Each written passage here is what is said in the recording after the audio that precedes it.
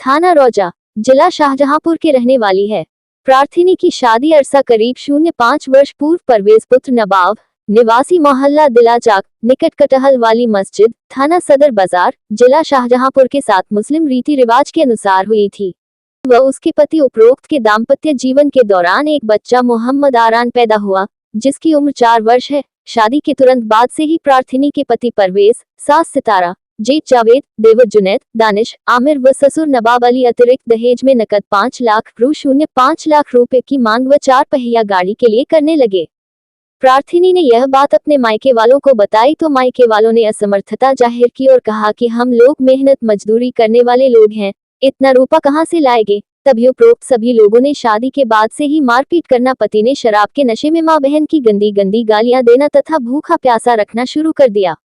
प्रार्थिनी यह सोचकर बर्दाश्त करती रही ताकि आगे चलकर सब ठीक हो जाएगा, लेकिन उपरोक्त मुलजिमानों ने अत्याचार की सारी सीमाएं पार कर दी और अतिरिक्त दहेज में बगैर रखने से साफ मना कर दिया। प्रार्थिनी ने उपरोक्त लोगों के अत्याचार के संबंध में शिकायती प्रार्थना पत्र S0H0O0 सदर बाजार को दिनांक 3 अक्टूबर 2021 को दिया था। उसके बाद इन लोगों ने दिनांक 17 फरवरी 2025 को लिखित में राजीनामा किया था। उसके बाद ये प्रार्थना पत्र दिनांक 11 फरवरी 2025 भी दिया था। दिनांक 27 फरवरी 2025 को शाम 9:30 बजे से 11:00 बजे तक उपरोक्त सभी लोगों ने बेल्टों से व पति परवेज ने 315 बोर के नाजायज तमंचे की बट से बुरी तरीके से मारा पीटा और किचन में बंद करके आग लगाने का प्रयास किया। एक तरफ सरकार महिलाओं की सुरक्षा की बात कर रही है, दही महिलाओं को पीटा जा रहा है, पुलिस को बार बार फोन किया जाता है मगर पुलिस कहती है कि समझा दूंगा। महिला ने बताया, मैंने कई बार फोन किया मगर हमें पुलिस से कोई मदद नहीं, आरोप लगाते हुए महिला ने बताया, सुन बातें हैं उसकी जुबानी। हमारे ससुराल वालों ने दारू पी के हमारे साथ बहुत बदतमीज़ी करी, यानी कि मेरे जेठ ने बहुत बदतमीज़ी करी, हमारे ऊपर गंदी नज़र रखते हैं जेठ हमारे। हमने अपने मियाँ से शिकायत करी तो मियाँ ने हमें को उल्टा मारा, हमें घर से बाहर निकाल दिया रात के 12 बजे। हम अपने लड़के को लेकर हम अपने घर पे आ गए। फिर ये अब मेरे घर पे दूसरे दिन लड़के लेके 4-5 लड़के अपने मतलब घर के और मोहल्ले के लेके आए, हमारे साथ मारा पीटी करी। यहाँ घर में घुस के, हमारे घर में कोई था नहीं, सिर्फ हम थे, हमारी भावज थी। हम घर में घुस के बहुत मारा पीटी करी हमारे साथ। फिर मोहल्ले वालों ने जो सुनी, इन लोगों के पास तमंचे भी थे। मोहल्ले वालों ने जब आवाज़ सुनी तो सारे मोहल्ले वाले इकट्ठा हो गए। इस तरीके से बीच बचाव हो गया। हमने थाने में हथौड़े चौकी में कंप्लेन की। थाने में जब कंप्लेन की तो वहाँ से क्या कहते, मतलब हमारे ऊपर उन लोग ने पैसा भर दिया, हमारे ऊपर उन लोग ने दबाव बनाकर हमें हमारे ससुराल भेज दिया। उन्हीं की जिम्मेदारी से, अपनी जिम्मेदारी लेकर हमें हमारे ससुराल भेज दिया। जी, हथौड़ा चौरा वाले पुलिस ने हमारा समझौता कराया, उनके उनके जिम्मेदारी पे हम अपने ससुराल चले गए। हम दरोगा ने कहा हमसे, चली जाओ, हमारी जिम्मेदारी है। हमें अपना नंबर दिया कि अगर कोई तुम्हें बात लगे तो हमें फ़ोन करना। हम चले गए अपने ससुराल। हमारे साथ दरोगा ने कहा, दरोगा जी ने कहा अगर कोई दिक्कत लगे तो हमें फ़ोन करना। हमें अपना नंबर उन्होंने दिया। हम चले गए अपनी ससुराल। वहाँ 2 दिन बीतने के बाद में हमारे साथ बहुत बुरी तरीके से मारपीट हमारे ससुराल वाले करने लगे और हमारे मियाँ रोज़ डेली दारू पी पी के हमारे फैमिली को, पूरे रिश्तेदारों को गाली गलौज करते थे, हमें बहुत मारा पीटी करते थे और हमें तलाक की धमकी देते थे। एक दिन ऐसा हुआ कि हमें जो बहुत मारा, हमें इतना मारा कि हम रात के 10 बजे बाहर निकल के भागे। जब हम भागे, हमने सोचा मोहल्ले वालों से हमें थोड़ी वो मिलेगी, मदद मिलेगी, पर मोहल्ले वालों ने भी कोई हमारी मदद नहीं की। हमें वापस ये लोग घसीट के, हमारा देवर और हमारे मियाँ वापस घसीट कर हमें मारते हुए घर में लेकर आए। बहुत मारा हमें, हमारा गला दबाया, हमें जान से मारने की कोशिश की।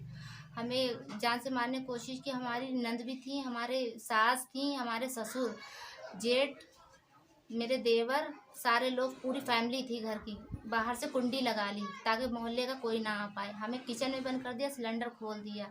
मौके पे हमारी भाभी आ गई।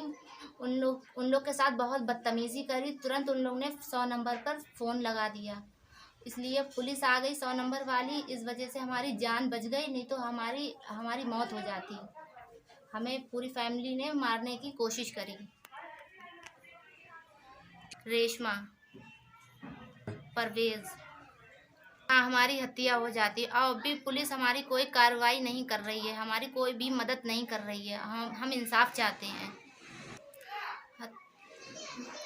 कैंट कैंट चौकी, रोज़ा रोज़ा चौक, रोज़ा थाना, ये यहाँ मेरी तहरीर दी हुई है, पर हमारी कोई भी मदद नहीं हो रही है। नंबर पुलिस ने हमारी मदद की है, हमारी जान बचाई है, हम वहाँ से आए हैं।